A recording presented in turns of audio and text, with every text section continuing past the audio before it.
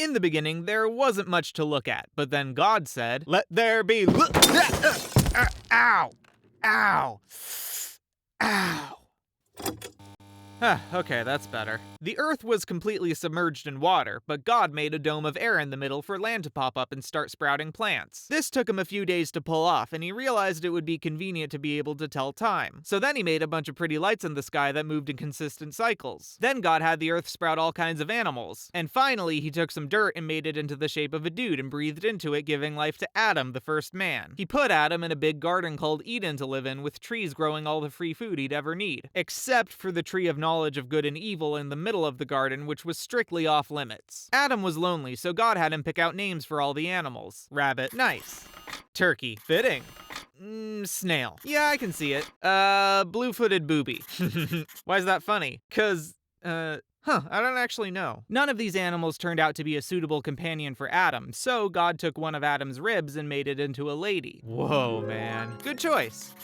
Oh, that's why the word booby is funny. Adam and his wife, who doesn't have a name yet, don't worry about it, hit it off real well, and things were pretty chill in Eden. Until one day when the woman was visited by a cunning trickster. "Hey, nameless woman, what's up?" "Oh, hi, serpent." "Whoa, nice Jordans." "Why, thank you, they're my favorite thing to wear on my feet, which I've always had." "Anyway, it sure sucks how you're not allowed to eat from any of the trees here." "Oh, actually, it's only the trees in the middle of the garden we're not allowed to eat from. God said if we touch them, we'll die." That's a load of baloney. He just knows that if you eat from the tree of knowledge of good and evil, you'll become smart like him. Well, if that's true, then I guess that fruit does look pretty tasty. So the woman picked fruit from the tree and gave some to Adam.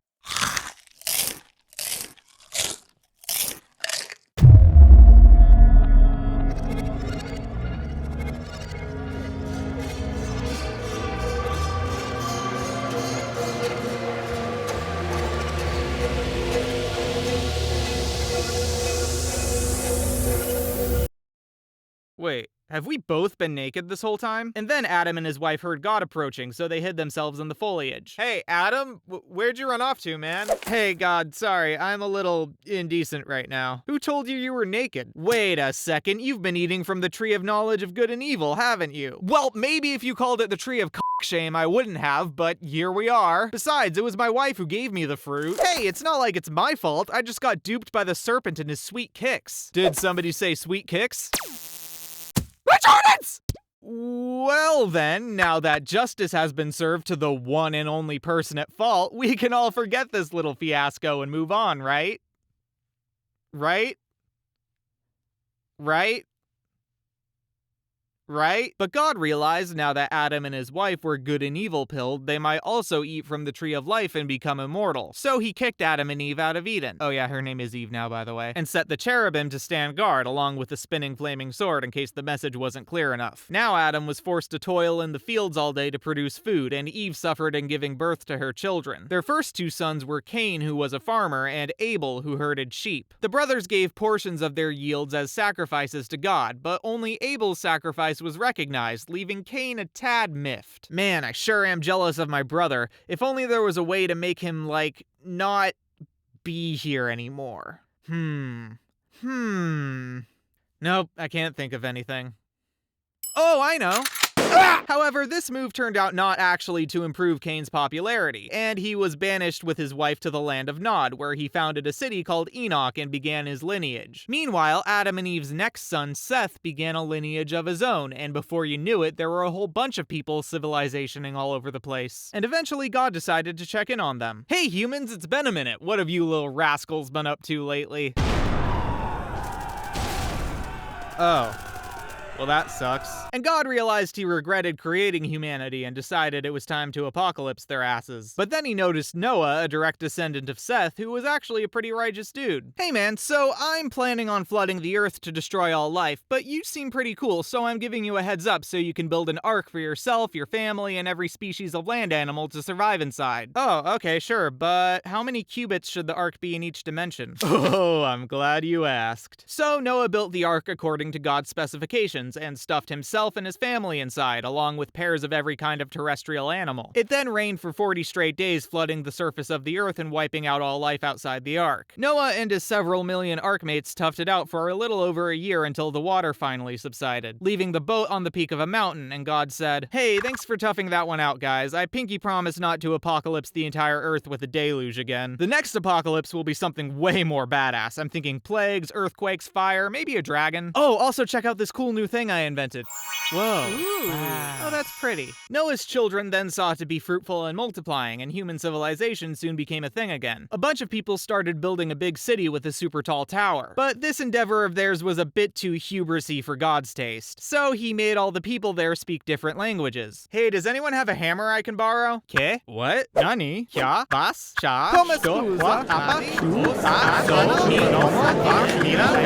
And unable to understand each other, the people abandoned the city to disperse into their own nations. Generations later, there was a guy named Abram living in Haran. When he was 75 years old, God hit him up and told him to abandon his homeland and move down to the land of Canaan to found his own nation. So he did just that. After having settled there for a good decade, God came to Abram again and told him, "Hey man, so about that nation I promised you in exchange for your undying faith." Yeah, I was wondering about that because I'm like 85 now and I still haven't had any kids. Oh, don't even worry, man. Look, see all those stars in the sky? That's how many descendants you'll have. Whoa, there's gotta be at least 12. However, despite God's promise of a massive lineage, Abram's wife Sarai couldn't conceive a child, and she said to him, "Hey, since my uterus is out of commission, why don't you use my slave girl Hagar as a surrogate?" "Oh, okay, sure, as long as that'll be cool with you." "Yeah, totally, don't worry about it." And so, with Abram, Hagar conceived a child. But after becoming pregnant, Hagar started giving her mistress some attitude, and Sarai realized, wait a second, this isn't cool with me. And she began throwing shade right back until Hagar ran away. But while fleeing, an angel came to her and said, "Hey Hagar, where are you off to?" "Oh, I'm running away from my mistress Sarai, who hates me because my uterus works better." Wow, she sounds like a real bitch. But I'll tell you what, if you keep putting up with her, God will reward you with a son named Ishmael, who will be a wild-ass dude and start a massive lineage for you. Oh, that sounds rad, but could God also just tell Sarai to be nicer to me?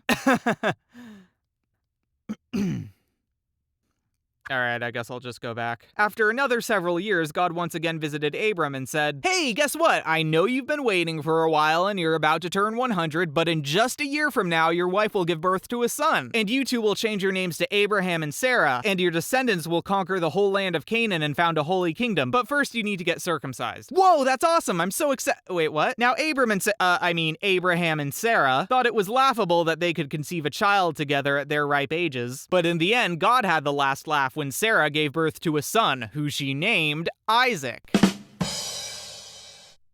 Oh yeah, Isaac means he laughs. It's really clever and funny in Hebrew, probably. And now that Sarah had a child of her own, she finally made her husband kick Hagar and her son Ishmael out of the land of Canaan. Ishmael grew up in the wilderness, becoming a mighty hunter and all-around badass. And eventually his mom set him up with an Egyptian girl, and then, you guessed it, he started a lineage. Meanwhile, Abraham and Sarah finally got to enjoy raising their own flesh-and-blood son. Boy, I sure do love my son Isaac. I can't think of a single thing in this world that I adore more than my perfect, wonderful, beautiful, fruit of my loins, Isaac. If anything happened to this marvelous lad, I would be utterly and irrevocably devastated.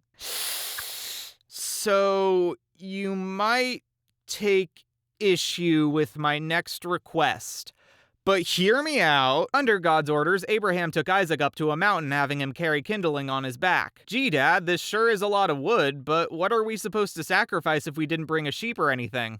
"Yeah, don't worry about it." Once at the top, Abraham built an altar and placed his son tied up on top of the kindling. Okay, I'm starting to piece things together. Meanwhile, I still can't believe Abraham actually thought I was gonna make him sacrifice his son. Yeah, I gotta hand it to him. He really is a faithful servant. What was his reaction when you told him it was all just a test? I didn't... That was today? And then, just as Abraham reluctantly raised his knife to sacrifice his son, "It's just a prank!" Good job, Abraham. You passed the test. You got a gold star. There's a ram right there in the bush you can sacrifice instead. God, it's all fine. It's all fine. No, he didn't do it. Yeah. Okay, good. Woohoo! That was a close one. Isaac then lived to grow up and marry his once-removed cousin Rebekah, and the two of them conceived twins. Rebekah could feel her sons duking it out in the womb and knew they were destined for a long and bitter rivalry. Their firstborn was Esau, Isaac's favorite. He was a ruddy hunter, a real manly man's man. Meanwhile, Rebekah loved her younger twin son, Jacob, who was more of a soft, sensitive type and spent his days working indoors. One day, Esau came home from a long day of hunting and saw his brother cooking some dinner. "Hey Jacob, can I have some of that delicious meal you're cooking up? I'm literally starving from all my hard day's work of being a Giga Chad." "Sure, you can have some of my food, in exchange for your birthright as our father's firstborn son." Deal. Sometime later, Isaac grew old and blind and could tell he was on his way out. So he summoned Esau and said, "Hey, since you're my favorite son and I'm probably gonna die soon, why don't you go hunt some food for me and then I'll give you a blessing to pass my father's holy covenant onto you." "Sure thing, Dad." But Rebekah overheard this and went to Jacob and told him to quickly bring Isaac food in disguise to steal his father's blessing. "But what if Dad touches me and notices I'm not hairy like Esau?" "Oh, I've got that covered." Hey Dad, it's me, your alpha son Esau, with that food you requested." Something's fishy. Your hairy arms feel like Esau's, but your voice sounds like Jacob's." "Well, yeah, we all sound like Jake. It's not like he can afford to hire voice actors for these videos." Touche. Alright, here's your blessing, kiddo. And as soon as Isaac finished blessing Jacob with good fortune and prosperity, his true firstborn Esau returned with his own tribute. Cool, thanks Dad, gotta go, bye." "Hey Dad, here's that food you asked for." But you just fed me and I gave you my blessing." "Ah, damn, I must have been duped by your brother." "Well, can't you bless me too?" "Well, I can try, but I don't have much mana left. I hoarded all my blue potions for the first blessing." Officially fed up with his inheritance being taken from him, Esau swore to kill Jacob after the death of their father. But Rebekah overheard and warned her son, and he fled the land of Canaan. Jacob settled down in Haran, where he married his cousins Leah and Rachel, and had a whole bunch of sons with them and their slaves. Then eventually they all traveled back to the land of Canaan. On the way there, Jacob had a wrestling match with an angel, and won, though dislocating his hip in the process. By the way, don't ask how this started, it's not explained. As a reward, the angel renamed him Israel, meaning he who struggled with divine beings.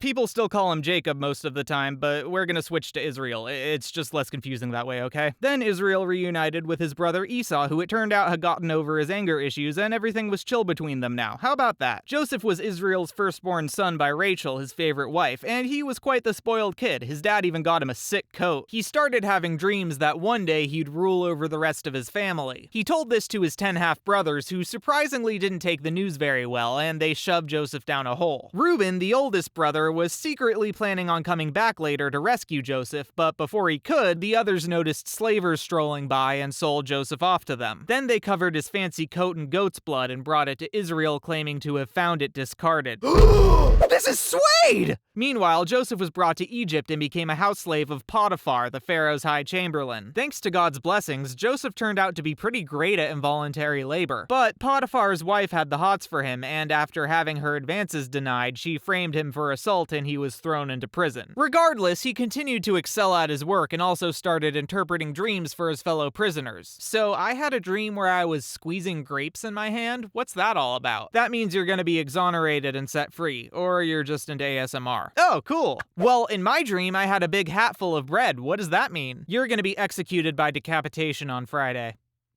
Alright, next! Eventually, the Pharaoh caught wind of Joseph's talent and summoned him to interpret his own dreams. One with 7 fat cows being devoured by 7 skinny ones, and another with 7 ears of grain getting eaten by 7 smaller ears. Oh, easy. They're both a prophecy from God. It means the world is going to experience 7 years of surplus harvest, followed by 7 years of famine. Only people who stock up on food while there's still time will survive. Oh gosh, that's gonna be a problem. Yeah, I recommend hiring someone to oversee the storage and distribution of the surplus harvest over the next 7 years to ensure that Egypt has enough to feed everyone. It should probably be someone wise, maybe with the blessings of God. Being dashingly handsome would be another plus. You mean yourself, right? Yeah, sorry, I'm talking about me. I want to do it if that's cool. Joseph was then made the Pharaoh's second in command and put in charge of preparing Egypt for the famine. Over the next 7 years, he collected 1/5 of all the grain produced in Egypt and stored it for future use. crops. When the famine finally came, it ravaged the land of Canaan and left Israel's family dangerously low on food. So he commanded his sons, all but Benjamin, his heir after the loss of Joseph, to travel into Egypt and trade for provisions. Meanwhile, Joseph was making fat stacks selling all the grain he'd collected back to the Egyptians. When his brothers arrived, he was shocked to see them for the first time in years, but they didn't recognize him. So he decided to test them. Joseph gave them the grain they were asking for, but demanded, should they return for more, they'd need to bring their youngest brother. When they then came back with Benjamin, they were warmly welcomed and invited into his home for a night of partying. The next day, the brothers set out for the land of Canaan with a fresh supply of provisions. But they were soon confronted by Joseph's men, who searched them and found Joseph's silver goblet in Benjamin's bag. For this alleged theft, Benjamin was to be sentenced to slavery. But all of his brothers went to Joseph and pleaded for him to be set free, offering their own enslavement in exchange. Moved by their selflessness, Joseph finally revealed his true identity and forgave them all for their past betrayal. He then had the whole household of his father brought to the land of Goshen in eastern Egypt, where they were to be provided for the remainder of the famine. And it was there that the 12 sons of Israel expanded their lineage, founding the tribes of the Israelite nation who would carry on God's covenant. And that is more or less the Book of Genesis. I haven't read the rest of this yet, but I'm sure whatever happens next in the story of the Israelites, they continue to prosper in Egypt far, far into the future.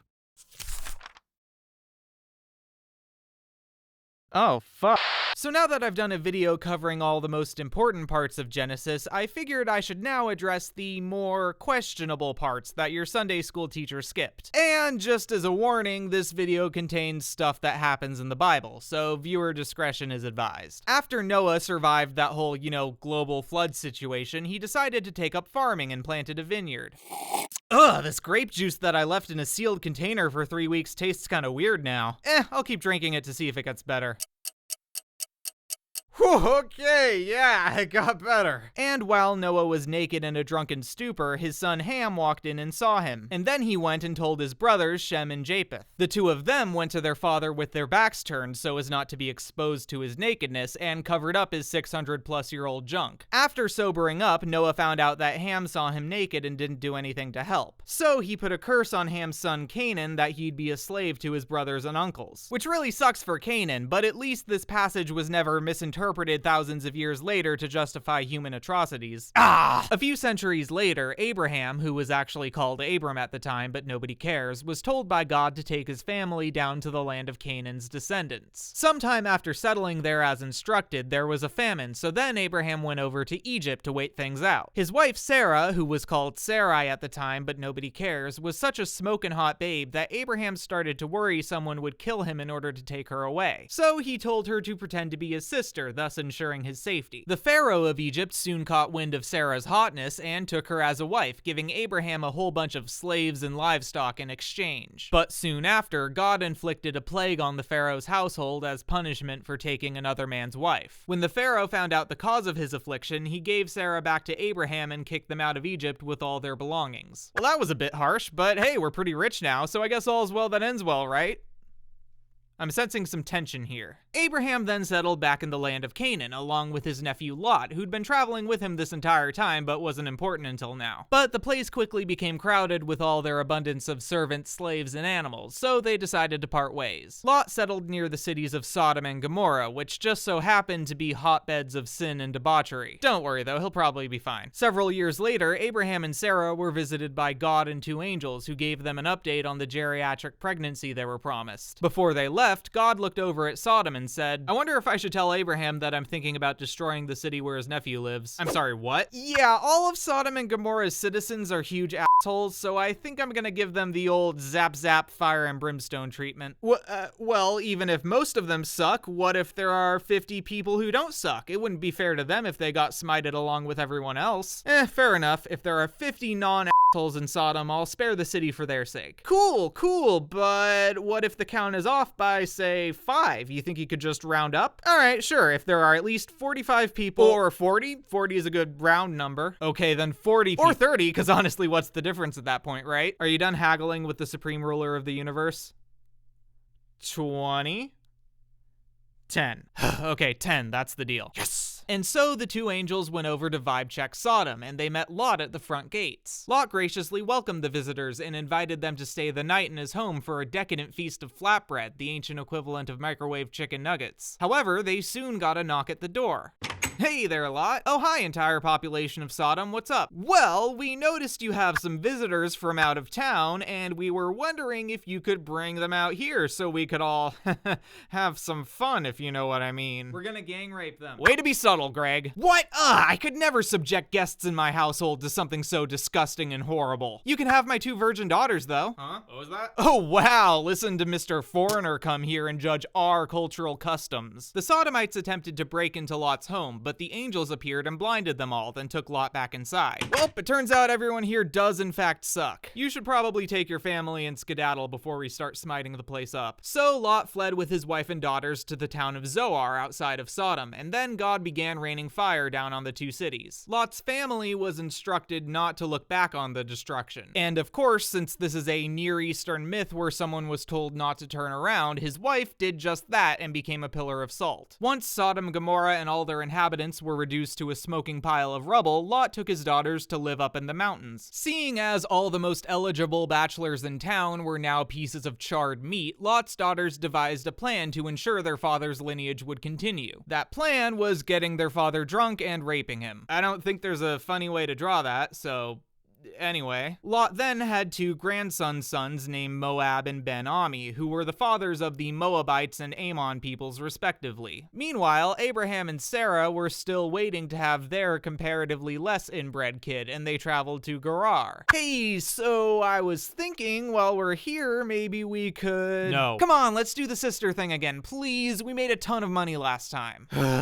And so Sarah once again posed as Abraham's sister, and King Abimelech took her as a wife. I guess he had a thing for 89-year-old women, no judgment here. But before consummating the marriage, God hit up Abimelech in a dream to tell him he'd been deceived, and that if he liked being alive, he'd better not cuck the father of the Lord's chosen people. And so Abraham was brought before the king. Hey, so what the fuck, dude? I take it a divine messenger has exposed my self-cuckolding? Yeah, care to explain that, man? Cause God has literally shut the cervixes of all my wives and concubines until we sort this out. Well, you see, I technically didn't lie. Sarah's actually my half-sibling on my dad's side. So whenever we go to a new place, I have her say she's my sister, so none of her suitors come after me. It's usually gone pretty well, right, babe? We're sorry if God's divine wrath has caused any issues for you. Me and him are pretty tight. Once Abraham had provided his explanation, Abimelech was surprisingly chill about everything and gave him even more slaves and animals as a peace offering. Abraham and Sarah then settled down nearby and finally had their son Isaac, who, as it turns out, I guess was still considerably inbred. He married Rebecca, his first cousin once removed, and you know what? That's an improvement, I'll give him that. One time, Isaac and Rebecca also visited Gerar, and Isaac said, "Hey, I just got one hell of a novel idea." And he told everyone in the city that his wife Rebecca was actually his sister. But after they had spent some time there, King Abimelech Jr. looked out his window and saw Isaac touching his wife in an intimate fashion. Oh, you thought you were slick, huh? My dad warned me about you freaks. Attention citizens of Gerar, nobody is allowed to indulge this guy's cuck fetish. Isaac and Rebecca had a son named Jacob. He went and married his first cousins Leah and Rachel, and had a whole bunch of kids with them and their slaves, meaning some of them were not inbred at all. That's major progress. Not the sex slavery part, but you know what I mean. Jacob's daughter Dinah visited the city of Shechem and caught the attention of a guy named Shechem, not to be confused with the place where he lives. Utterly smitten by Dinah's beauty, he went and had some premarital intercourse with her. Whether or not she was a consenting party in this engagement is kind of a matter of interpretation. You can always rely on ancient literature to not really provide a female character's perspective in this kind of situation. Regardless, Shechem was totally head over heels for the gal and got permission from his father, the king of the city, to ask for her hand in marriage. Her brothers, Simeon and Levi, however, were not too jazzed about joining houses with a Canaanite, and they said, "Alright, you can marry our sister, but only on the condition that you and every other man in your city get circumcised." Sure, no problem, we'll get right on that. What's circumcising? And 3 days later, while all the men of Shechem were laid up recovering from their little operation, Simeon and Levi took advantage of their vulnerable state to slaughter them and plunder the entire city, and then take their sister back home with them. Thanks for saving me, guys. Or f*** you for killing the man I consensually hooked up with, whichever interpretation of the text you want to go with. Another one of Jacob's kids was Judah, who married a Canaanite woman and had 2 completely non-inbred sons named Er, Onan, and Shelah. Yay, good job, Judah. Er married a woman named Tamar, but he was a huge asshole, so God killed him before he could have any offspring. Judah then told Onan to have kids with Tamar in his brother's place, as was the custom for these situations. Onan, however, didn't want to have to raise kids that wouldn't technically be considered his, so he spilled his seed on the ground whenever he did the nasty with Tamar. And so God smote him too for shirking his brotherly duty. Judah then promised Tamar that she could marry his last remaining son, Shelah, once the boy came of age. But as time passed by, Judah never made good on that promise, and Tamar got impatient. So she devised a scheme. Tamar disguised herself as a prostitute and seduced Judah. He didn't have any money to pay her up front, so he gave her his staff and signet ring to hold on to in the meantime. The next day, Judah sent over a servant with money, but the woman was nowhere to be found. Months later, Judah found out that Tamar was pregnant and set to burning her to death for her promiscuity. But then she brought out his staff and ring, claiming they belonged to the father of her child. And now, thoroughly humbled, Judah let her go free. But hey, at least he got 2 more non-inbred kids out of the ordeal. This guy's on a roll. So all the sons of Israel moved to Egypt during a great famine, and since Joseph was tight with the Pharaoh, he was able to hook them up with a place to live in the region of Goshen. Once settled down there with their families, they wasted no time in be fruitful and multiplying, and within a generation or 2, the Israelites had become a considerable population. By then, though, there was a new Pharaoh in charge who didn't know Joseph when he was alive, and he worried that the Israelites would soon outnumber the native Egyptians and perhaps even join forces with their enemies. So he enslaved the Israelites and subjected them to hard labor building store cities. But that just made them be fruitful and multiply even harder out of spite. So then the Pharaoh commanded that all of their newborn males be cast into the Nile River. One Israelite woman, a descendant of Levi, put her 3-month-old son in a basket and hid him among the reeds at a riverbank, and the baby's sister stood nearby to keep an eye on him. Then the Pharaoh's daughter came to the riverbank to bathe and said, "Hey, there's something in the reeds there. Maid, go fetch it for me." "Yes, your highness." Thank you.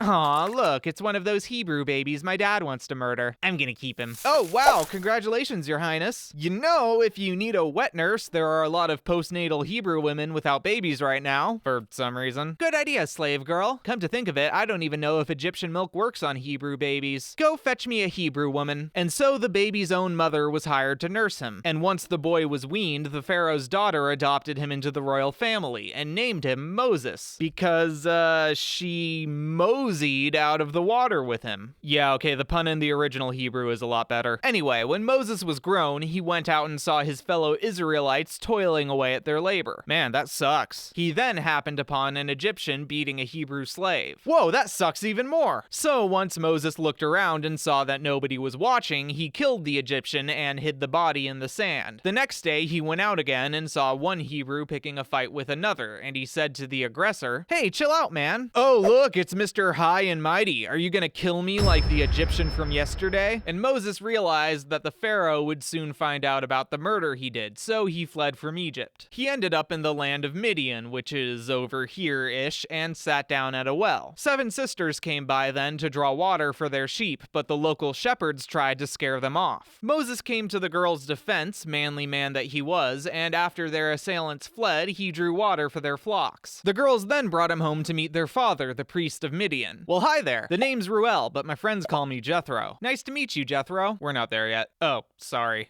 Meanwhile, back in Egypt, the pharaoh died and a new one came into power. But unfortunately, his policies regarding the enslavement of the Israelites were more or less the same. And the poor Israelites cried out to God in anguish. And God said, "Oh yeah, didn't I make a covenant with their ancestor Abraham like 600 years ago and say they would become a great nation in the promised land? I should probably get on that." Meanwhile, Moses married Jethro's daughter Zipporah and spent the next 4 decades working as a shepherd for his father-in-law. One day, he led his flock to a holy mountain named Horeb, but its friends call it Mount Sinai. And there Moses came upon a burning bush. Huh, that bush is on fire, but it's not being consumed by the flames. Wait, am I about to experience a theophany? Moses! Here I am. Alright, first off, you should know that you're standing on holy ground. So unless you're looking to get smited, I'd step back and take off those sandals. Thank you for the warning, Mr. Divine Bush.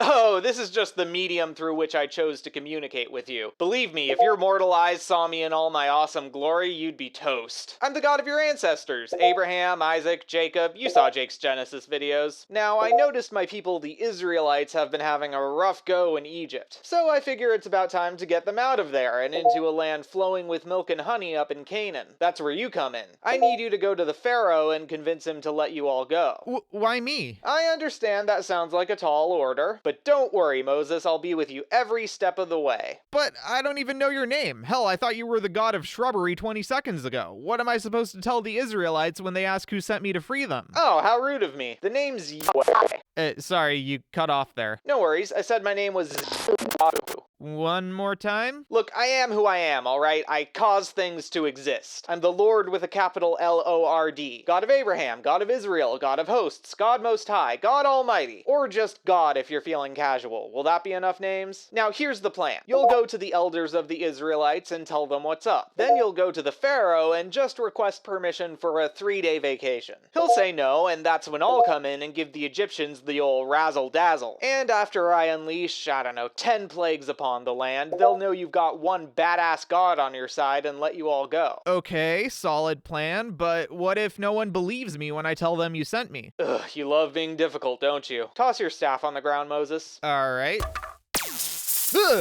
Sorry, I didn't mean to spook you. But that should convince them you're God's messenger, right? I guess. Hey, what's that on your hand? Huh? Oh no, I'm white! Okay, I get it. You can stop with the transformations.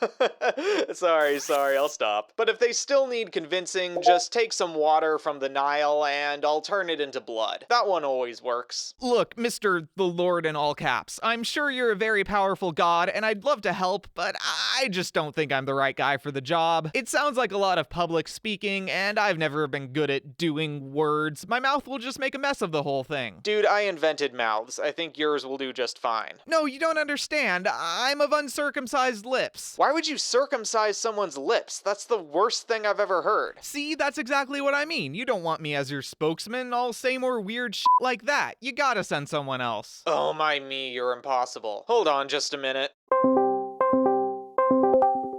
Why is there a miraculous apparition in my living room? Hey Aaron, it's God. I'm trying to get your brother Moses to help me deliver your people to the promised land, but he's being a whiny bitch about it. So I want you to meet up with him and you'll be the one who does the talking on his behalf. I have a brother? There, problem solved. Now I'm ending this call before you make up another dumb excuse not to comply with my excellent plan. But Okay, thanks, bye.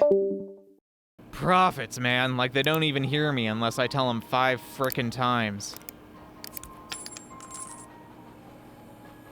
So after having his burning bush chat with God, Moses went back to Jethro, his father-in-law, and said, "Hey, is it cool if I go back to Egypt to, make sure my friends and family are alive?" And Jethro was like, "Sure." Then God told him, "Oh, in case you're still worried about that guy you killed 40 years ago, everyone who was upset about that is dead now. So no one's gonna try and kill you once you go back to Egypt or anything." What a relief. And so Moses put his wife Zipporah and their 2 sons Gershom and Eleazar on a donkey and headed out of the land of Midian. And God said, "Okay, so when you meet the Pharaoh, you're gonna show him all the neat tricks I've taught you, but I'm gonna harden his heart so that he won't let your people go." Doesn't that defeat the purpose of what we're trying to do? Listen, this is gonna be our big debut into history, and the longer it takes the Pharaoh to let the Israelites go, the more opportunities we'll have to show Egypt and their furry idols my awesome power. By the time we're done with them, everyone will know that I'm the Lord with the capital everything and Israel is my firstborn son. I guess that makes sense. But when do you plan to let it end? Probably after I kill the Pharaoh's firstborn son. Okay. And it's right after this exchange that we get the most confusing 3 verses in the entire book of Exodus. I'm now going to quote directly from the updated NRSV translation because it's the best one I found for this particular passage.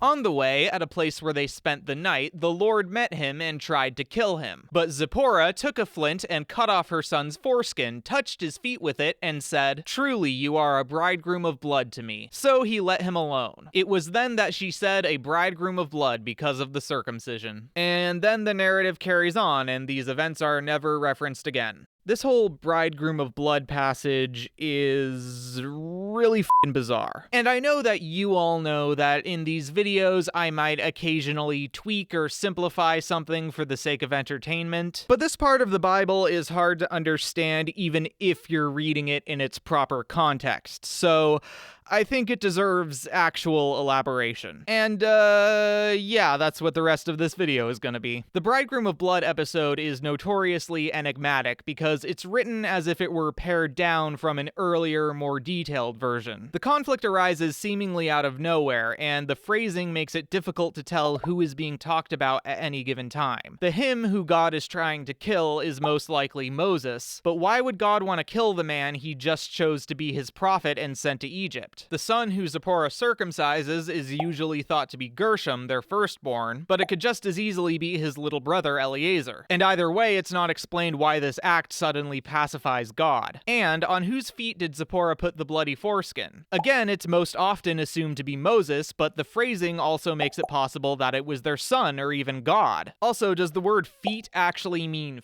feet, or is this a classic biblical euphemism for another part of the body? Last of all, who does Zipporah call her bridegroom of blood, and what the hell does that even mean? The first to write extensively on this passage were the rabbis, and one of their most famous Torah commentators was the medieval scholar Rashi. In his Exodus commentary, he infers that Moses had angered God by failing to circumcise his son in accordance with the law given in Genesis 17:12. Quote, "He who is 8 days old shall be circumcised among you, every male throughout your generations." So Rashi was assuming here that Moses' second son, Eleazar, was a newborn at the time of his call back to Egypt, which might sound far-fetched given Moses was 80 and his wife probably not far behind, but remember that profoundly geriatric pregnancies are not at all unheard of in the Torah. Anyway, this would have put Moses in a predicament. He had to go back to Egypt immediately, but it would of course be dangerous to circumcise a baby in the middle of a long journey through the desert. Moses opted then to postpone the operation until the first opportunity to perform it safely. And this was a fair compromise. However, Moses screwed up. Even after they stopped to rest, now almost to their destination, Moses continued procrastinating, and God lost his patience. Rashi then references a midrash, that is an expanded version of the story from rabbinic tradition, where Moses is attacked by an angel who takes the form of a serpent and tries to devour him, but it can't manage to swallow him past his groin. And from this, Zipporah gleans the protective power of circumcision and performs the operation on her son, thus resolving the problem. Midrash is really fun. When Zipporah says, "You are a bridegroom of blood to me," Rashi takes that to be directed at Eleazar. He believed the term to basically mean, "You are the reason my husband almost got killed," which was a little harsh to say to the kid, not gonna lie. It should be noted that other rabbinic commentaries present different takes on this part. The Jerusalem Talmud acknowledges Moses as an equally valid candidate for the title and suggests different ideas for what it would mean for each of them. There are also some who argue it was actually the son who was about to be put to death, as he was the one who lacked the protection of God's covenant mark. In this case, it's very tempting to read the previous passage where God threatens to kill the Pharaoh's firstborn as direct foreshadowing for this episode. You could take it as God not so subtly warning Moses what happens if you disobey him. And I think this is how the idea later arose that the elder brother Gershom was actually the son in question rather than Eleazar. It certainly makes more sense to me that he, presumably an adult, would be facing the consequences rather than a newborn with no agency. So yeah, minus the snake vor midrash, I haven't found any significant variations to these interpretations from traditional exegetes, be they Jewish or Christian. But things get quite a bit more interesting when we look at modern modern scholarship, like that of historian and prolific Exodus scholar William H.C. Propp. In his Exodus commentary, Propp notes that damim, the form of the word blood used by Zipporah, usually connotes blood guilt. Based on this, he argues Moses was indeed the one God was trying to kill, but not for failing to circumcise his sons. Instead, he's condemned for having killed a man in Egypt back in chapter 2. Now, in the Torah's law code, we're told that somebody guilty of manslaughter should be allowed to flee to a city of refuge where they'd be safe from capital punishment. They're to remain in exile until the death of the incumbent high priest. After that, the slate is clean and they can return home safely. Though this law would not be revealed to Moses for another several decades, Propp notes that he still seems to follow it in spirit. When his crime is exposed, he goes into exile in Midian, and he doesn't head back to Egypt until he's told that those with the authority to kill him are dead. But there's one necessary step missing as far as God is concerned. Before returning from exile, Moses still needs to make a formal atonement for his crime, and failure to do this is what provokes God's attack. Propp then infers that the author of this story understood circumcision to be a kind of purification ritual. So when Zipporah touches Moses' body with the blood of circumcision, he's able to share in that purification and be atoned for his crime. That raises the question though, why use one of their sons to circumcise Moses by proxy instead of just circumcising Moses himself? Well, the obvious assumption is that Moses was already circumcised. Even if his Hebrew parents didn't do it to him as a baby, he later would have had at least a partial circumcision according to Egyptian custom. But Propp has a more interesting theory. He points out that ancient Near Eastern people seem to have performed circumcision as part of a marriage rite, and this is likely where the term bridegroom of blood came from. Even after Israelite customs evolved from that into what we now see in the Bible, the term may still have been in use, both in the context of marriage and in circumcision, despite the original meaning having been forgotten. So this strange episode in the Moses narrative involving a husband bearing blood guilt, his wife, and their circumcised son could have been invented in an attempt to explain why their people started saying bridegroom of blood. And now that I've summarized some interpretations by a few acclaimed scholars and theologians, it's time for a new segment called Jake's Ignorant Layman Hot Take. I am not a biblical scholar. I can't even read Hebrew, as many of you already know. But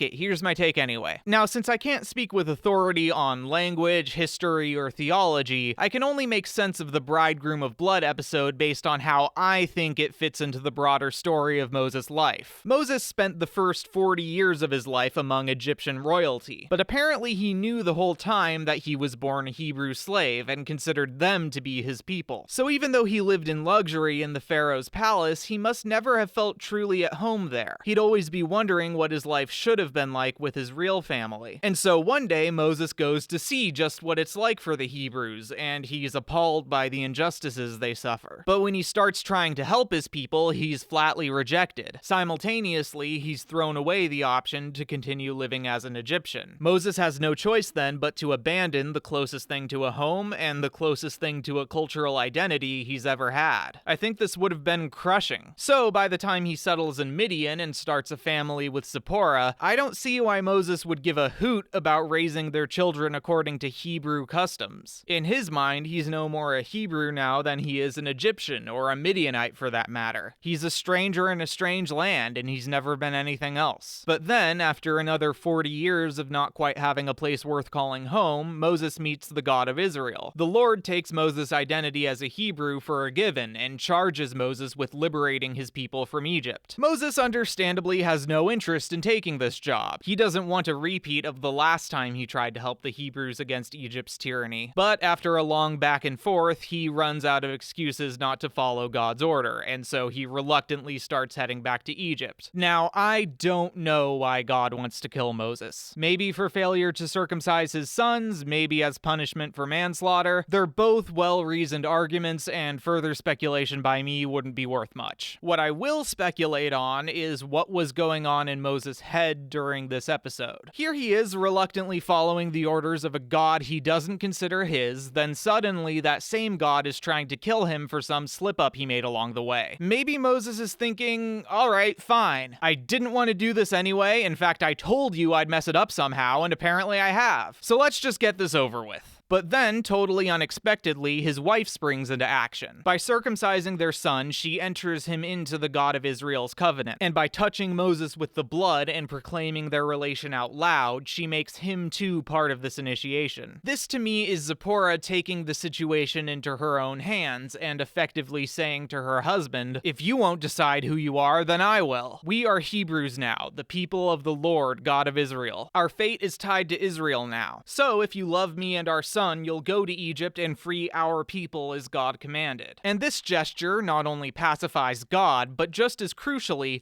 it pushes Moses into finally accepting his identity as a Hebrew and servant of God. Now, this might seem like an unfair way of forcing Moses to resolve his identity conflict, and to that I say, yeah, Moses' life is really messed up and it doesn't get better from here. But I do think it was a genuine relief for him to finally, after 80 years, decide who he is and what his purpose is. The path ahead would not be easy, but at least he would finally have a clear path to follow. Now, I wish I had more time to explore other scholarly analyses of these 3 weird Bible verses. All the commentaries I talked about in this video, and many more which informed my understanding of this passage, will be linked in the doobly-doo. I want to specifically highlight Carmen Joy Imes' video series, Torah Tuesday, where she highlights the theme of Moses' identity conflict in the Bridegroom episode. And also Dr. Richard Friedman's Torah translation and commentary, where he presents a very unique take on the passage. It's from him where I got the idea that Moses might not have been resisting God's attack. Anyway, that's all I have to say. Hopefully my next Exodus video won't involve so much talk about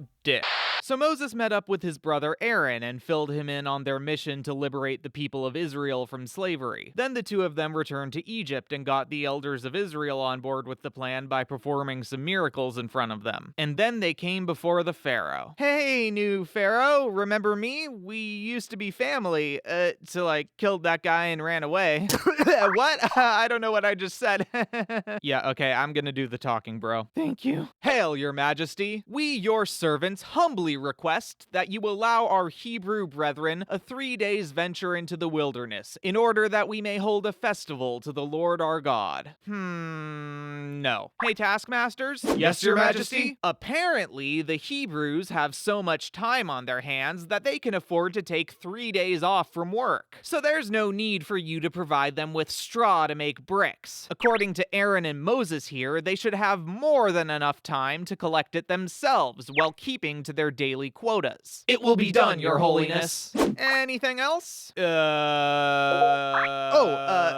try that staff thing I did before. Huh, good idea. Behold, the power of the Lord.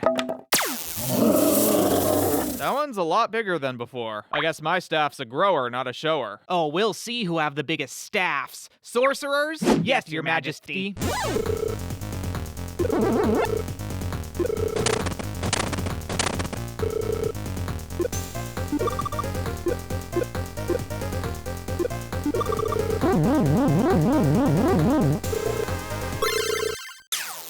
Ha! That'll be the last time you underestimate the size of my brother's staff.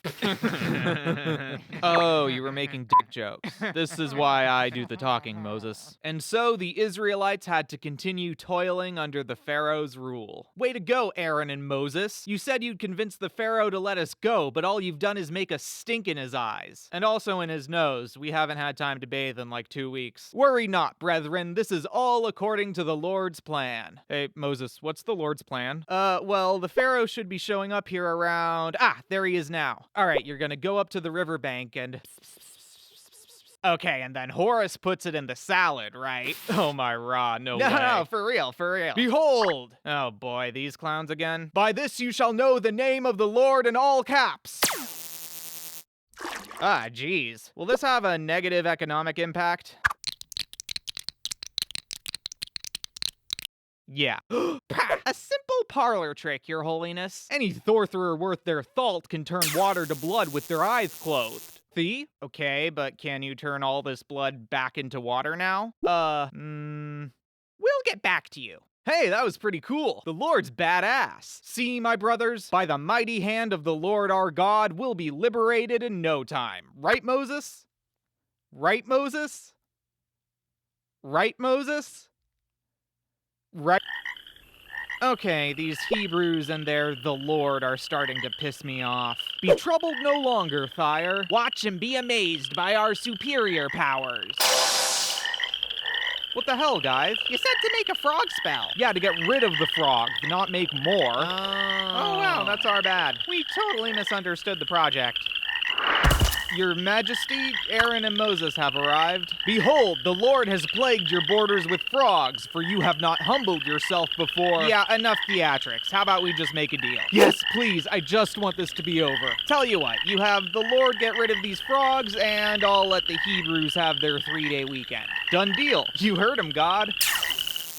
Ha, idiot, you just gave away all your leverage. Now I have no reason to let your people go. But that's not what you promised. Yeah, I employed an advanced political tactic called lying. Man, you do suck at negotiation. Way to go, Mo. Listen, your pharaohness, you gotta understand that the longer this goes on, the worse it's gonna get for you and your people. Our God is not messing around. I think I can handle your God if he's half as easy to fool as you are. So by all means, show me what you got, the Lord.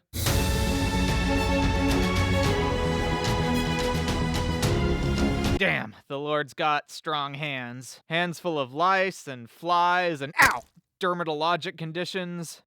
Sorcerers, have you devised a cure for this latest plague yet? Well, just to be clear, do you want more boiled or fewer boiled? I want 0 boils. Damn. Okay, back to the drawing board then. Is the economy holding up at least? Hey, I don't know if this is a bad time, but apparently everyone's livestock dropped dead last night. I hate to admit it, but perhaps my pride has led me astray. The might of the Lord is undeniable, and the only way out of this mess might just be to let his people go. Actually, fuck all that. I don't care what you throw at me, the Lord. I'll never let your people go.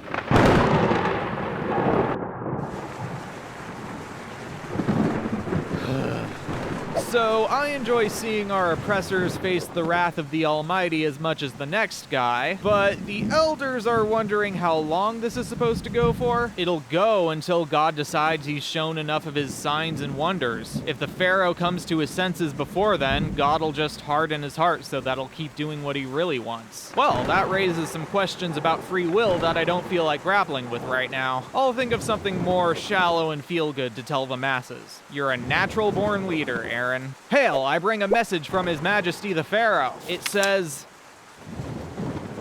eat shit. Figures. Tell him the locusts will leave if he changes his mind. Locusts? What locusts?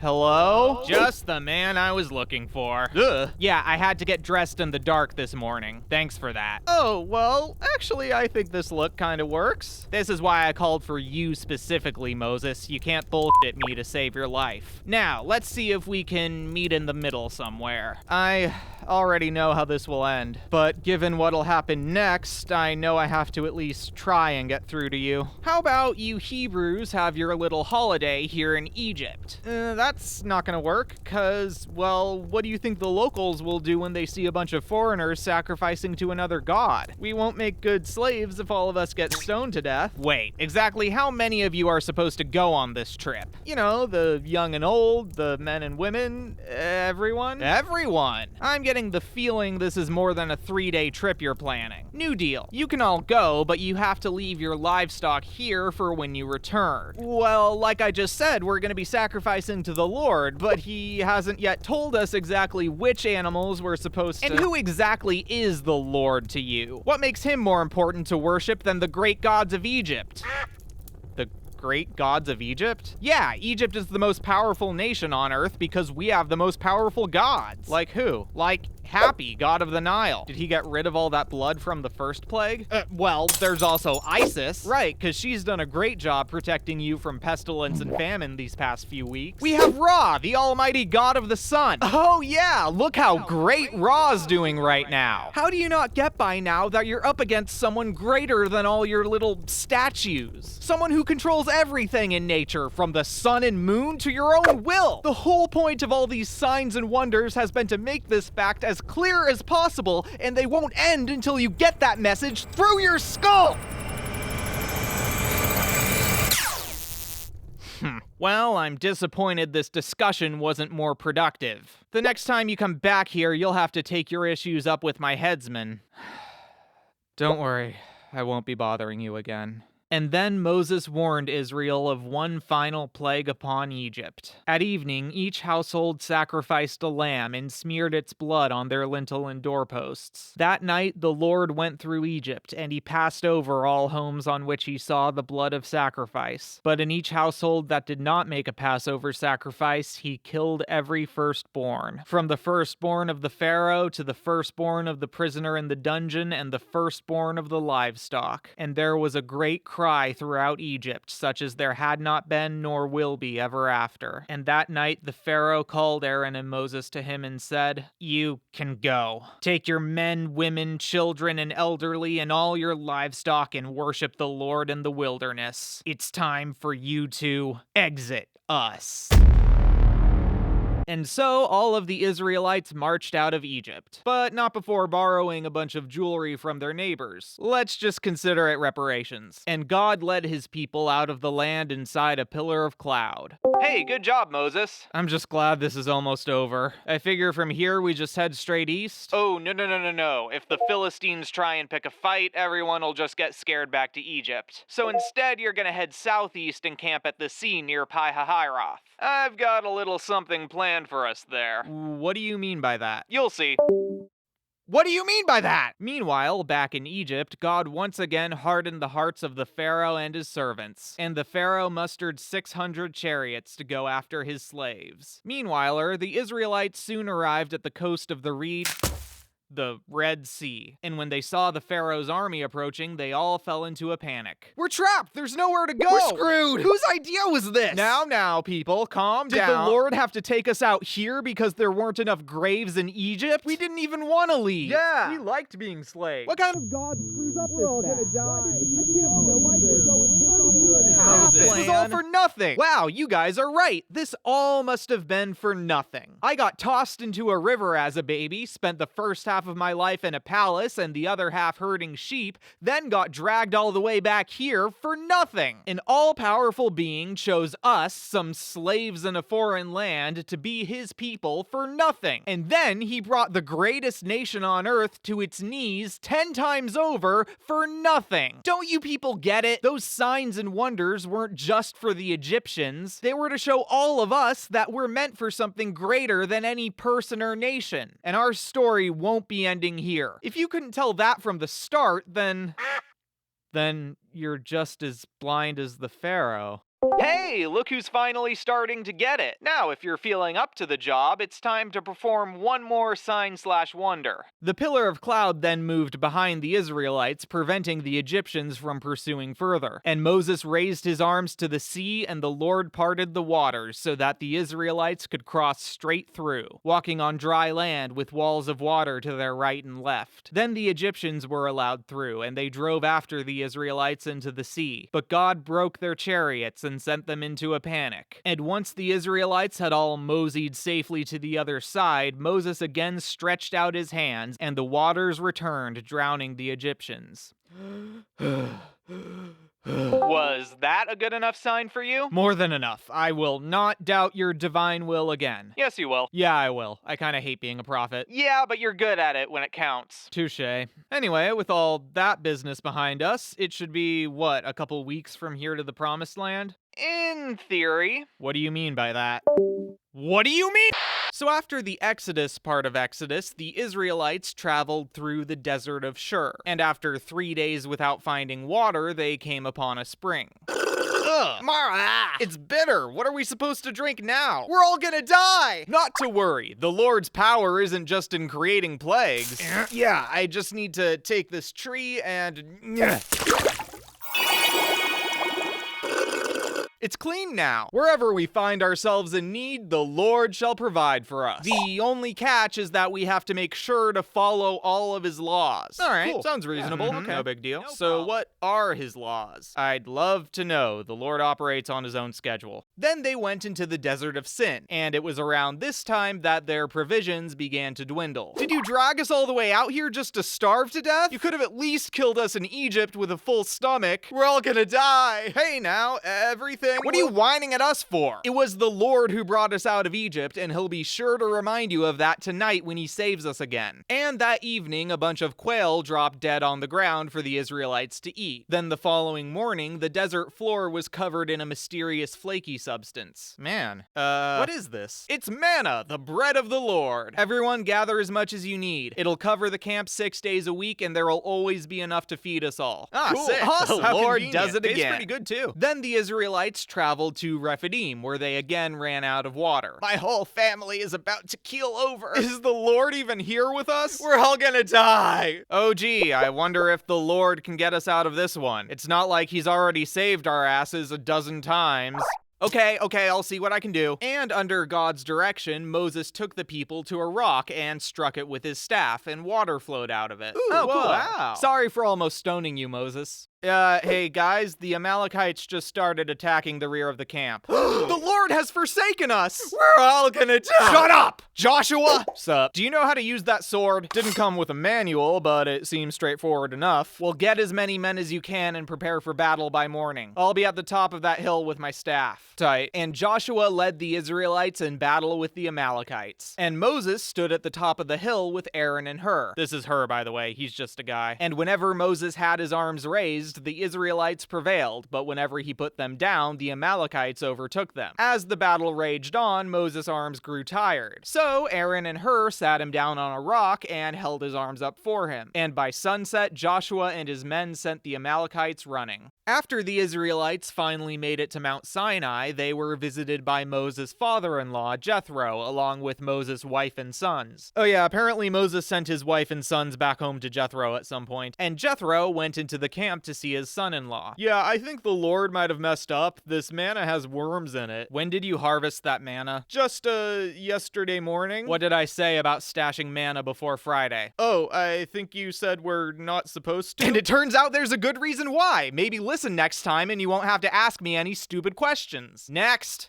Hey there, Mo. Jethro, what are you doing here? Well, I knew something was up when Zipporah and the kids came home. Not long after, we start hearing about some mysterious new god doing a number on the Egyptians and leading the Hebrews all here. I decided I had to see it for myself, and boy howdy, the Lord and his people really must be greater than all the gods in their nations. The Lord, no doubt. His people, a bit of a handful. A handful and a half. I tell them, here are some clear instructions directly from the ruler of the universe. If you deviate from these instructions, he'll get pissed off and bad things will happen. And do you know what they do, Jethro? They don't do They don't follow the instructions! I don't know what the problem is. Am I speaking Akkadian? Am I? That's a serious question. No, you're not. I told them that every Saturday, their job is to do nothing. Just chill. Now, you might not think a free day off would be a hard sell, but Jethro, oh boy. Moses, is it just you in charge here? Well, technically the Lord is in charge, though I'm the only one he talks to. I've got my brother Aaron handling PR, but between you and me, that's about all he's good for. Well, no wonder you're losing your mind, Mo. This is no job for one man. Haven't you considered, I don't know, delegating your responsibilities? Delegate? Listen, find trustworthy men with good heads on their shoulders and have them serve as judges over their own portion of the camp. Any small matters they can deal with themselves, and anything really important they'll bring to you. That'll make things easier to handle, no? Oh, that's actually a good idea. Maybe I'll get around to doing that after the Lord finally decides to tell me the laws we're supposed to be following. Yeah, you work in mysterious ways, whatever.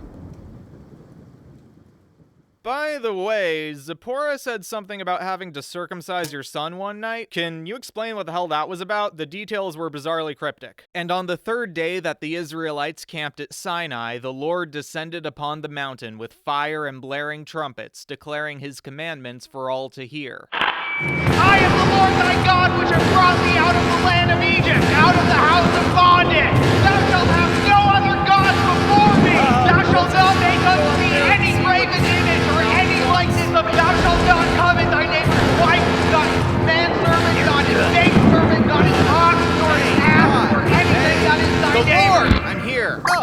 know. Sorry if all that was a bit dramatic. You wouldn't think the Israelites would forget about my awesome power, but after all that whining and obstinance in the desert, I decided to remind them who they're dealing with. Can't say I blame you. You know how many times I've caught them trying to harvest manna on Saturday? It's literally a free day off. I know! And I give them extra manna on Friday, so what are they even going out for? I know! Well, despite the middling results of those first few trials, it's time that I start revealing my divine wisdom. Prepare to mark my words verbatim, Moses. What follows shall be the sacred law of your people. If you obey my voice and keep my covenant, you will be my treasure among all the peoples of the world, a kingdom of priests and a holy nation. We shall begin with property law. And Moses returned from the mountain and built an altar at its foot. Before all the people of Israel, he made sacrifices and read aloud the words the Lord had spoken to him. So, do you think you can follow all of these? Yeah, Okay, sure. works for me. Finally, I'll be able to settle all my ox-related disputes. Yeah, right on. You know, the slavery parts are quite progressive relative to our neighboring cultures. Then once more, God called Moses up to the mountain. So he appointed Aaron and Hur to be in charge in his absence and ascended with Joshua at his side. Hey, the Lord, don't you think it's a little much to ask an 80-year-old man to climb a mountain every time he needs to talk to you? Maybe you could just come down to the camp next time? That's funny, I was actually thinking the same thing. But you see, I'm more of a glamping guy than a camping guy, so I came up with an idea for a portable temple that you guys can build for me. Oh, that'll work, I guess. I mean, how complicated could it be? Exactly. So you'll just take some acacia wood and... Over the 40 days and nights that Moses remained on the mountain, the Israelites became restless in the camp. Hey, what's taking your brother so long? We haven't heard from him or the Lord in over a month. I've settled all my ox-related disputes and bought all the slaves I can afford. I don't know what to do with my life next. Patience, my brethren. We must have faith that... Your wishy-washy preaching isn't gonna help you this time, Aaron. Yeah, we need gods to worship and we need them pronto. Hey, don't look at me. I'm just a guy. So, to appease the Israelites, Aaron had them give him their gold, and he cast it all into an idol in the shape of a calf. Hey everyone, look, it's our savior, the Lord. He was a furry the whole time. And the Israelites threw a feast in honor of their false god, which quickly devolved into scandalous revelry. Meanwhile, and so the altar will be made of acacia wood overlaid with gold. Yes, you're catching on. How many cubits in width? Hold that thought for a second, Moses. My blasphemy senses are tingling. It looks like my kingdom of priests has gone and broken my first commandment before I've even formally given it to them. That's gotta be a new record. Oh no, I never should have trusted Aaron alone for so long. You should probably get out of here. It's about time I just wiped these people out and started over. These guys turned out to be too damn stiff-necked. Tell me something Wait, what? Yeah, I've been thinking it over, and it only took like 600 years to turn Abraham's geriatric seed into a nation, so we can just start from scratch with you and be back on track in no time. Glad you're for it. Wait! If you're just gonna start over, what the hell was Egypt for? Are they gonna say you unleashed your wrath upon them for nothing? Just to send some slaves to their deaths? That you lied to Abraham, to Isaac, and Israel about making them a great nation? Well, when you put it like that... Look, 600 years might not mean much to you, but for us, it's countless lifetimes that deserve to have meant something. Alright, guilt trip successful. But you better go back and set them straight ASAP, and take these tablets of my covenant. You'll want to put particular emphasis on the first two items. Now don't make me regret this. You're all on thin ice from here on out. And Moses descended from the mountain with Joshua. It sounds like a battle going on down there. Worse, it's dubstep. I think this has gone a little out of hand. Look, I'm not good when Moses isn't here to tell me what to say. Once he comes back with more law to give, we can get everything back in order. Oh, you mean like this law? Moses, crazy thing. You know how these people are. They were getting on my case, telling me to make an idol for them to worship, and then they gave me their gold, and I tossed it in the fire, and out popped the Lord's persona. I had no part in this. Shut up, Hur, you don't do anything, you're just a guy. And Moses had the golden calf burnt and ground to dust, and he made the Israelites drink it in water. Then he called his kinsmen, the Levites, to his side.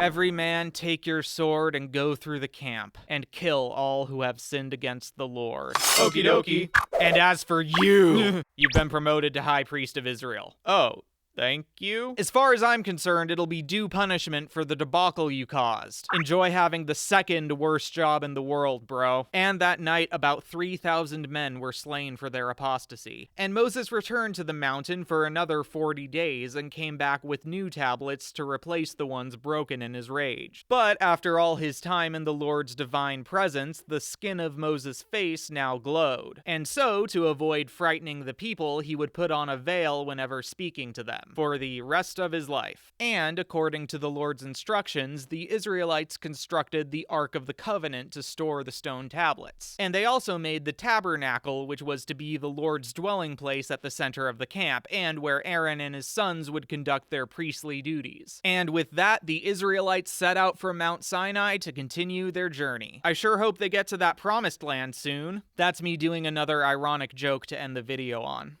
In my video covering the Book of Genesis, probably the most frequent recurring question I received was from people asking why I didn't mention Lilith, Adam's first wife. And well, the reason I made such a bold and subversive omission was because the Book of Genesis does not mention Lilith. In fact, she's arguably not a character in the Bible at all. Her name only appears once in chapter 34 of the Book of Isaiah. This section of the book prophesies the destruction of Edom, how the mountains will flow with blood, the streams will turn to pitch, yada yada, typical biblical doomsday stuff. Verse 14 says, quote, "Wildcats shall meet with hyenas, goat demons shall call to each other, there too Lilith shall repose and find a place to rest." The identity of this Lilith here is unclear. This is one of the challenges with the Hebrew Bible. If you're reading an ancient Greek text and there's a word you don't know, well, you've got a massive library of other Greek literature to reference. If there's a Hebrew word you don't know that only appears once in the Bible, you might be out of luck. There won't be much, if any, other Hebrew literature from the same period. That being said, in this case, we do actually get a couple tiny hints from the good old Dead Sea Scrolls. Among them is the earliest Isaiah manuscript, which uses the word Lilith in plural form, suggesting it wasn't meant as a proper noun. Lilith also appears on a list of demons in the fragmentary 4Q510 manuscript. So, in the context of Isaiah 34, it seems that Liliths are a type of demon or an unclean animal, possibly the owl mentioned in the next verse. And that's where you get a lot of Bibles translating Lilith to night bird, night creatures, or something in that vein. Some scholars have argued that this classification of beings can be traced back to pre-Jewish tradition. Hebrew Lilith is etymologically connected to Akkadian Lilitu, which referred to female demonic spirits. Through this linguistic connection, 20th century Assyriologist Samuel Noah Kramer identified an apparent early version of Lilith in an Akkadian prologue to the Epic of Gilgamesh written around 600 BCE. In this supplementary text to the epic, the goddess Inanna plants a tree in her garden. She tends to the tree, planning to craft its wood into a throne and bed for herself once it's matured. But after 10 years, she finds it inhabited by 3 monsters. A serpent coiled around the base, a giant bird called Anzu nested in the upper branches, and having made a home in the trunk was something called Kisakililiki, which in Kramer's 1938 translation he calls Lilith. He probably made this connection based on its Akkadian name, and that, like the Isaian Lilith, Kisakililiki could be some kind of owl creature as she lives inside a tree trunk. If this sounds like a bit of a stretch to you, yeah. Anyway, the hero Gilgamesh comes, kills the serpent, and scares away the other 2 monsters, and that's the end of the only narrative which might include a proto-Lilith figure. Other potential evidence for a pre-Jewish Lilith is sparse. Some of Kramer's contemporaries believed her to be on the Burney relief, a Mesopotamian artifact depicting a bird-footed deity surrounded by lions and owls. But modern scholars doubt this and consider the figure to more likely be the goddess Ishtar or Ereshkigal. There's also the Arslan Tash amulet, AT1, on which are written some incantations against evil spirits. One of those spirits might be some version of Lilith, but the name is difficult to read and has been reconstructed differently by various scholars. In fact, it might not be a name at all, but simply be the word for night and day. And that's about it. Ultimately, we can't say for certain who or what the biblical Lilith is, or from what earlier tradition she might have originated. The Lilith that we're all familiar with doesn't show up till well into the 1st millennium CE. She's mentioned a handful of times in the Babylonian Talmud circa 500. In a section concerning laws relating to childbirth, it poses a scenario in which a fetus is born with wings, apparently resembling a Lilith in this aspect. I Certainly hope that's not a thing that happened a lot. Another section claims that one of womankind's punishments for the sin of Eve was that they must grow long hair like Lilith. And there's a warning that no one should sleep in a house alone lest they be vulnerable to an attack from Lilith. In accordance with this idea of her invading people's homes, she also shows up on a whole bunch of incantation bowls from that era. Incantation bowls are handy little tools for catching demons. If you're being harassed by a malevolent specter, all you gotta do is take a clay bowl, draw the demon in the center tied up, and write a warding spell around it. Or if you're selling the bowl to an illiterate person, you can just draw shapes that look like words, which is something people actually did, and I find that hilarious. Then you just trap the demon underneath like a cockroach and bury it under your house. Thanks, Incantation Bowl. Please refer to the included instructions before using Incantation Bowl. Incantation Bowl Incorporated is not liable for any injuries, illnesses, deaths, or demonic possessions that occur through misuse of the product. If you are still experiencing hostile supernatural phenomena after using Incantation Bowl, please contact a licensed shaman or exorcist. From the inscriptions on bowls targeting Lilith, we can glean that she was believed to cause the deaths of children, and also to be a succubus who'd seduce people in their sleep. The satirical alphabet of Ben Sirah, written somewhere between 700 and 1000 CE, provides our first origin story of Lilith. According to this narrative, when God formed Adam out of the earth, he also created his wife, Lilith. This is probably a tradition that developed in order to reconcile the apparent contradiction between Genesis 1, where man and woman were created simultaneously, and Genesis 2, where Eve is created sometime after Adam. Regardless, because Lilith was made out of the same material as Adam, she attempted to assert her equality while the two of them were,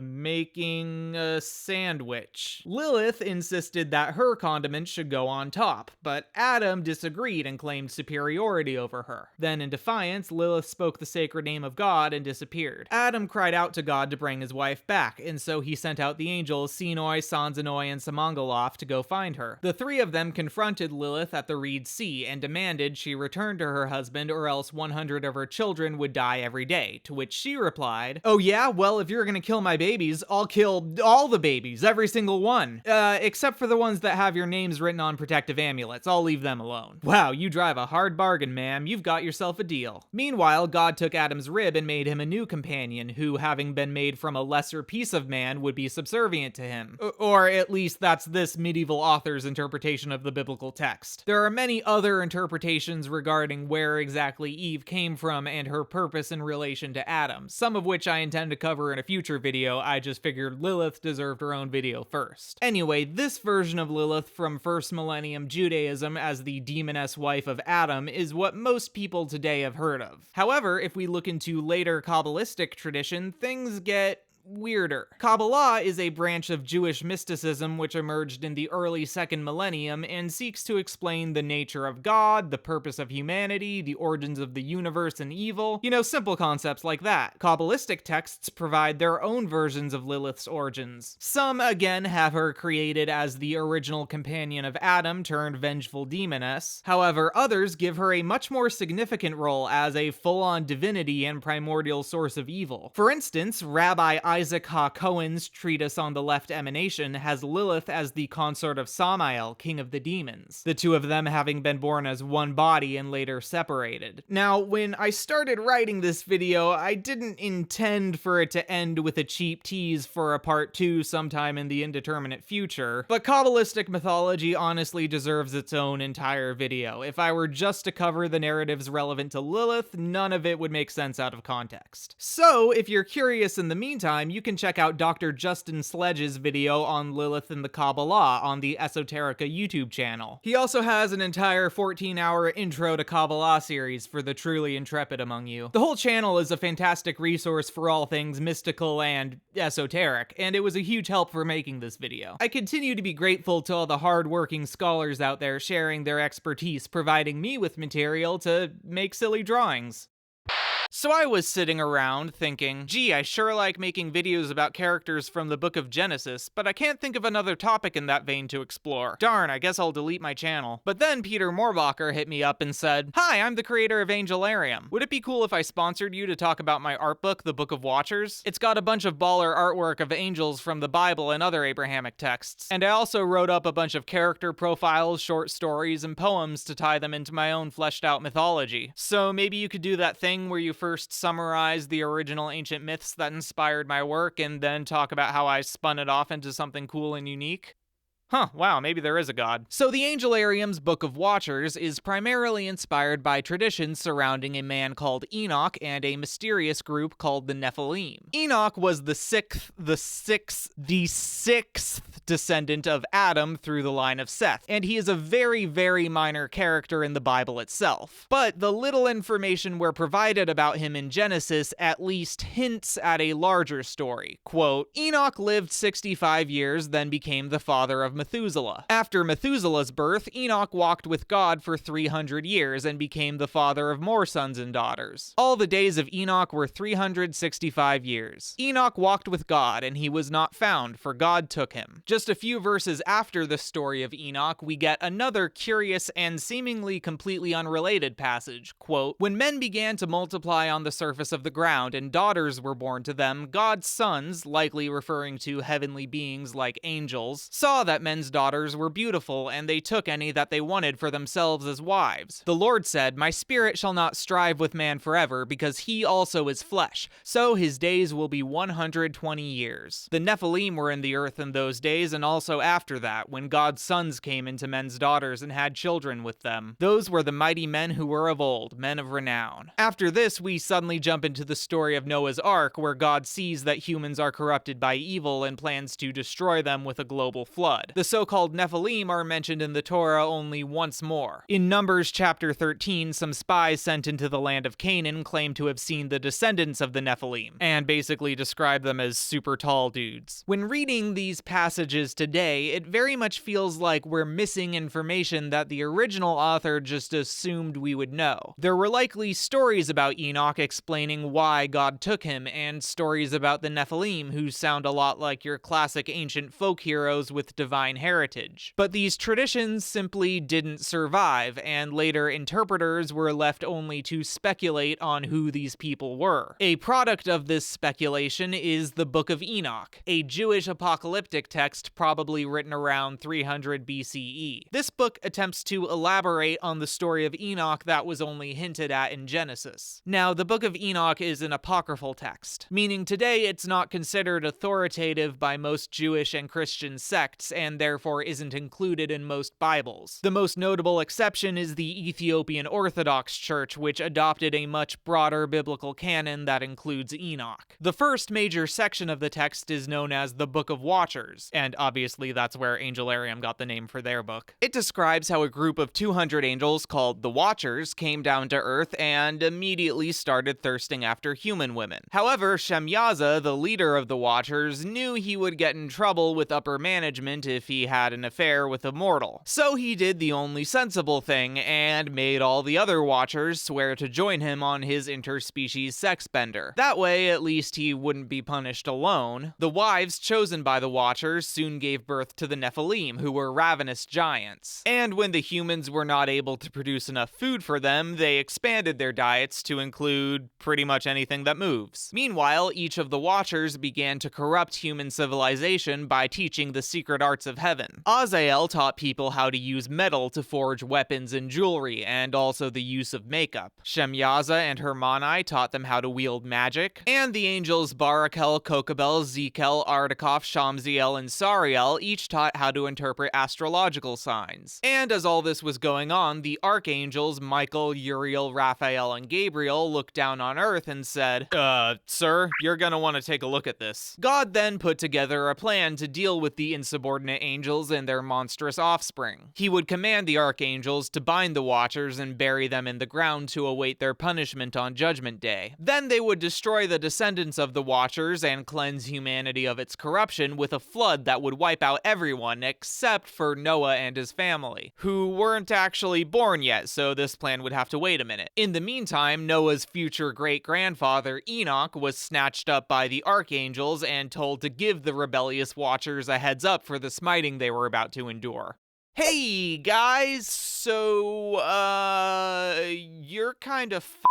This news was understandably upsetting for the Watchers, so they asked Enoch to write up a petition as a desperate plea for forgiveness on their behalf. Enoch began reciting this petition to God, but he got bored in the middle and fell asleep. He then had a dream where the archangels took him to see where the Watchers would be imprisoned, and revealed the ultimate doom that they and all others who rebel against God would face on Judgment Day. Afterward, Enoch woke up and returned to deliver God's response to the Watchers' petition. Hey again, fellas. Yeah, you're still f***ed. And that's about where the Book of Watchers ends. But the tradition of iterating on pre-existing mythology to add more depth and character has of course carried on all the way into the present day. Just like the Book of Enoch expanded on a couple short passages from the Torah, Angelarium has pulled from Enoch and other related traditions to create its own rich and not to mention gorgeously illustrated mythology. Angelarium's Book of Watchers tells the stories of the fallen angels from their perspectives, and we're provided a much more vivid sense of the angels' personalities and roles than ever before. Here, they're not just divine servants, but physical embodiments of nature and human psychology. Shamyaza, fittingly designated as the Angel of Pride, was the first of the Watchers to form a personal identity. He called his 199 brethren down to earth and bestowed them their names, and in return, they crowned him as their king. And then each of the Watchers went forth to make their mark on humanity. Azazel, the Angel of Sacrifice, benevolently sought to help humankind, but his pure intentions tragically backfired when humans' use of weaponry led them to catastrophe, and Azazel was the first of the Watchers to be blamed for corrupting men. Angelarium also takes extremely obscure angels from the Book of Enoch and other works who only get a passing mention, and makes them into more fleshed out characters. Kokabel, the Angel of Stars, was a childlike Watcher who longed to return to the heavens from which he came. He possessed the unique ability to interpret signs from the stars, though nobody but him could make any sense of his prophecies. Zekiel, the Angel of Purity, aided humans by teaching them medicine, even though they were a bit put off by his creepypasta-looking face. He also tried his best to explain germ theory to them, but it was a bit over their heads. Barakel, the Angel of Lightning, attempted to teach humans how to harness electricity, and he was the first of the Watchers to fly too close to the sun and pay the price. His death would be among the first alarming signs of the Watchers' impending doom. And this is just a very small portion of the angels you can learn about in the book. As the overarching story of the book continues, you see how each of the Watchers respond to the bad omens around them, leading up to their ultimate demise and setting up the next phase of the story. Oh yeah, did I mention the Book of Watchers is part of a series? The Angelarium also has the Book of Emanations, which catalogs the heavenly angels Enoch meets after his ascension. This one's actually the first book in the series, but you can jump in with either. Now, these books are hard to find at a fair price on Amazon or secondhand markets, but on the official Angelarium store, you can get them both for $70 at the time of recording this video. That's $70 total, not a piece. And if you're as in love with Peter Moorbacher's art as I am, the Angelarium store also has countless beautiful art prints of each angel and other merchandise. Oh, and by the way, you can use promo code W at checkout to get 20% off any purchase. A lot of the time, learning about ancient mythology feels like trying to put together a puzzle with only a handful of pieces. So much information is simply lost. So I love seeing projects like Angelarium that expand on mythology to create a story and characters with the kind of detail we wish we could find in older sources. You can click the link in the description to purchase Angelarium's The Book of Watchers and explore the fascinating world they've created. And of course, don't forget to use promo code W for 20% off on your purchase.